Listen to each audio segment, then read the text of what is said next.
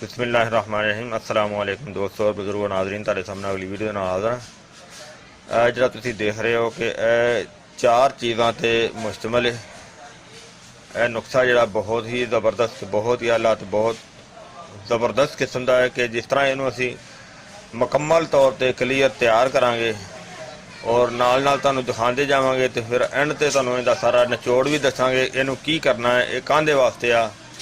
और बड़ी ही आला तो बड़ी ही ज़बरदस्त चीज़ है कि ये वो चीज़ तैयार कर लगे हैं कि जेड़े बच्चे पैदा होंदे ने,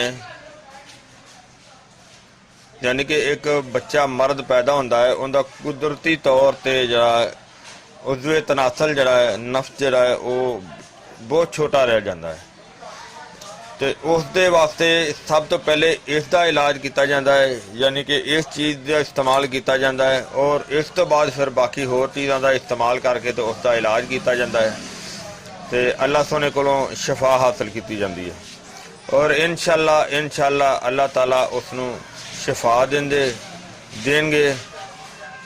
और इस तरह के कई केस आए भी ने तो यह सिलसिला चलता भी रहता है और इस दे नाल फिर होर चीज़ां भी बना के ते दित्तियां जांदियां ने, क्योंकि कोई भी काम होंदा है वो उस दे नाल एक चीज़ का फार्मूला नहीं हुंदा, लेकिन ये चीज़ लगाण वास्ते आ, इस तो बाद फिर एक चीज़ लगाण वास्ते आ और एक तो अलावा नाल एक शरबत तैयार किया जाता है।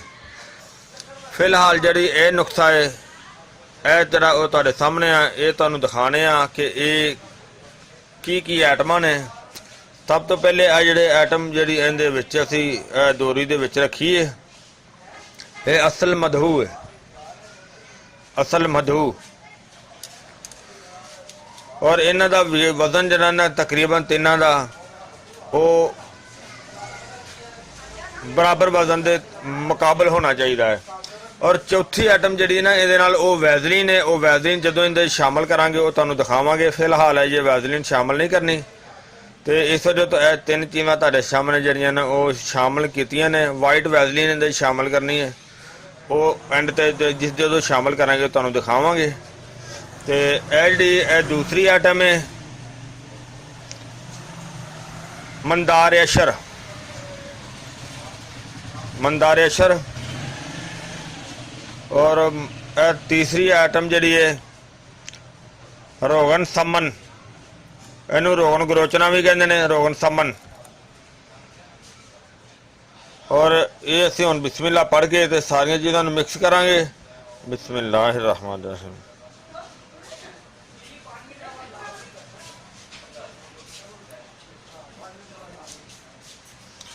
और देख रहे हैं जिस तरह के असीं बाद च इस्तेमाल करना है तो इहदे च होर कर लवांगे। तो बिस्मिल्लाहिर्रहमानिर्रहीम।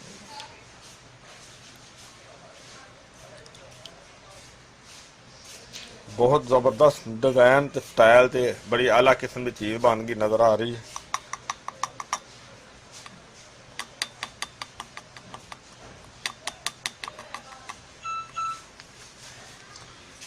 और इहदी असीं हुण रगड़ाई शुरू करने आ। बिस्मिल्लाहिर्रहमानिर्रहीम।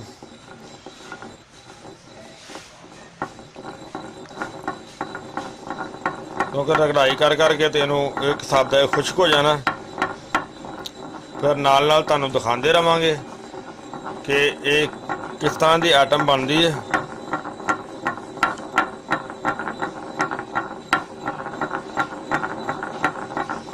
क्योंकि देखो मेरी तो कोशिश होंदी है कि मैं तो तुहानूं ਆਪਣੇ ਪਿਆਰਿਆਂ ਦੇ ਅੱਗੇ ਹਰ ਕਿਸਮ ਦਾ ਅੱਛੇ ਬਿਹਤਰੀਨ ਨੁਕਸਾ ਜਿਹੜੇ ਨੇ ਉਹ ਤੁਹਾਡੇ ਸਾਹਮਣੇ ਪੇਸ਼ ਕਰਦੇ ਰਹੀਦਾ ਹੈ।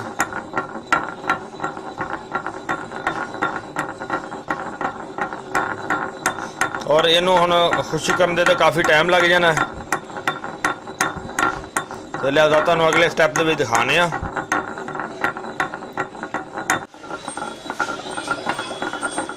ਸਾਨੂੰ ਮਾਸ਼ਾਅੱਲਾ ਤਕਰੀਬਨ 4 ਦਿਨ ਹੋ ਗਏ ਨੇ ਸਾਨੂੰ ਰਗੜਾਈ ਕਰਦੇ ਨੂੰ। तो पहले नाल देखो काफ़ी कुआम जो है ना गाढ़ा हो गया।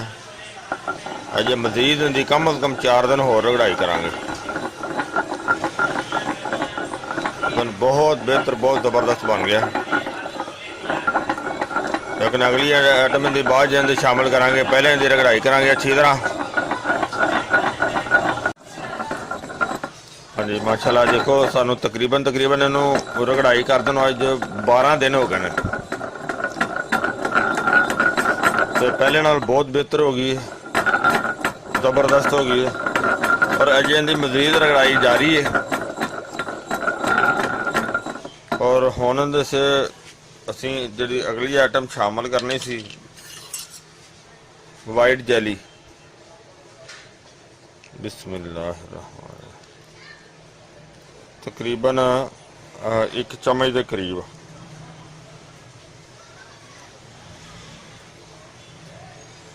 थोड़ी जी होर ज़्यादा। और इनू भी इस तरह इहदे शामिल करना है।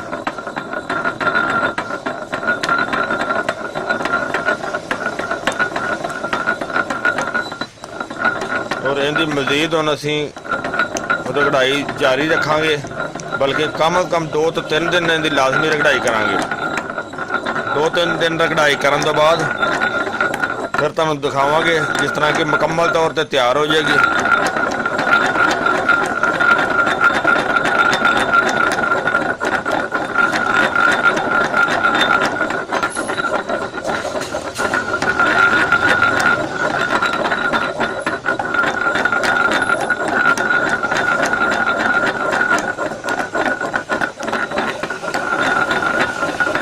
बड़ी ज़बरदस्त आइटम तैयार हो रही है झलक वास्ते।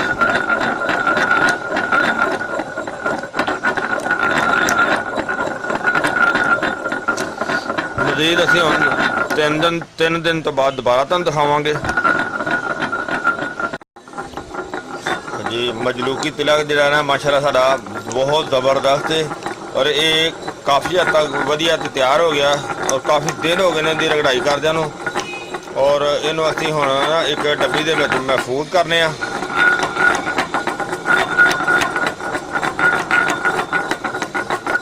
महफूज करके तो फिर तुहानूं दिखाने आ सारा। और फिर सारी दी जिहड़ी ना तरीकाकार जिहड़ा इहदा इस्तेमाल दा वो भी तुहानूं दसने आ। हाँ जी माशाअल्लाह देखो असीं इहनूं सेव कर लिया।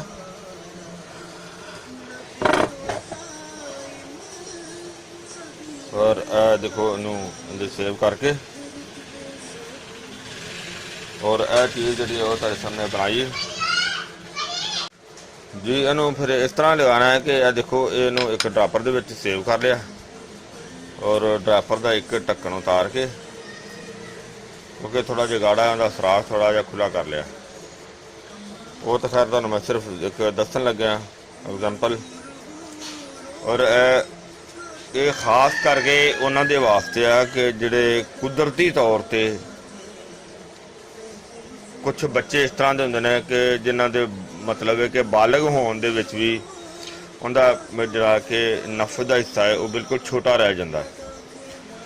उनके वास्ते पहला स्टैप जिहड़ा ना असीं ये चीज़ तैयार की है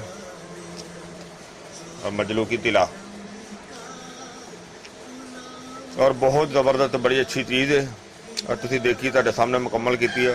और इनू कम अज़ कम को 20-25 दिन जो ना मुसलसल लगाना है। और लगाने का तरीका की है कि इनका जो फ्रंट हिस्सा है वो छड्ड के ऊपर वाले हिस्से ते लगाना है और साइडा ते लगाना है, सिर्फ नीचे नहीं लगाना।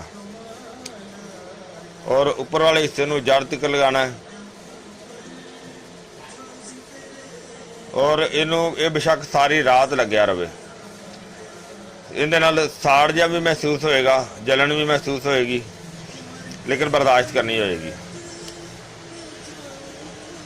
पहला स्टैप जो तुसीं देख लिया वो इस चीज़ का कि अगला स्टैप जोड़ा इहदा वो फिर वो मरीज की हालत देख के उनके मुताबिक अगला साडा पट्टी का एक कोर्स है वो इस्तेमाल किया जाता है। लिहाजा फिलहाल तुहानूं स्टैप जो सिर्फ ये दिखा रहा कि जो तुसीं देखिया कि इनू 20 दिन इस्तेमाल करना है और इनू अगर सुबह धोना भी है तो गर्म पानी नाल धोना करना है, ठंडा पानी नहीं इस्तेमाल करना। तो अल्लाह सोने के हुक्म नाल इंशाअल्लाह इहदे विच दराजी भी आएगी और फरबा भी होएगा, बेहतर होएगा, बहुत ज़बरदस्त होएगा। मैं उम्मीद करना कि ये मेरे दोस्तों भरावां नूं वीडियो अच्छी लगी हुई होगी।